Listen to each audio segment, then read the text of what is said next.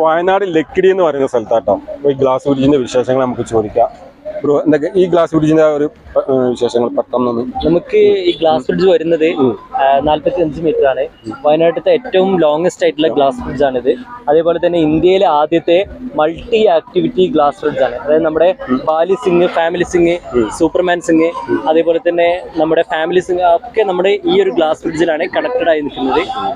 അതേപോലെ തന്നെ ഒരു നമ്മൾ കയറി കഴിഞ്ഞാൽ ഈ ആക്ടിവിറ്റീസ് ഒക്കെ റൺ ചെയ്യുന്ന സമയത്താണ് ഒരു ഷെയ്ക്കിംഗ് എഫക്റ്റോടെ ഒരു എഫക്റ്റോടെ നമുക്ക് ചെയ്യുന്ന ഒരു ഗ്ലാസ് ബ്രിഡ്ജ് ആണ്. അത് മറ്റുള്ള ഗ്ലാസ് ബ്രിഡ്ജിന് ഈ ഒരു ഇന്ത്യയിലെ ആദ്യത്തെ മൾട്ടി ആക്ടിവിറ്റി ഗ്ലാസ് ബ്രിഡ്ജ് ആണ്. ഇത്ര മീറ്റർ ക്യാൻലിവർ ആയിട്ട് വരുന്ന ഒരു ഗ്ലാസ് ബ്രിഡ്ജ് ആണ്. നമുക്ക് ഈ ഒരു പില്ലർ തൊട്ട് ഈ ഒരു ലെങ്ത് വരെ നമുക്ക് വേറെ പില്ലറുകളോ കാര്യങ്ങളോ ഒന്നും അടിയിലേക്ക് വരുന്നില്ല. മുഴുവൻ ഇതേപോലുള്ള കമ്പികളിൽ ഹാങ് ചെയ്ത് നിർത്തിയിരിക്കുക. മറ്റുള്ള ആക്ടിവിറ്റീസ് റൺ ചെയ്യുന്ന സമയത്താണെങ്കിൽ സ്വാഭാവികമായിട്ടും നമ്മുടെ ഗ്ലാസ് ബ്രിഡ്ജ് ഷെയ്ക്കിംഗ് എഫക്റ്റ് ആണ് നമ്മുടെ ഇതിന്റെ പ്രത്യേകത. ഇതിന്റെ ഉള്ളിലേക്ക്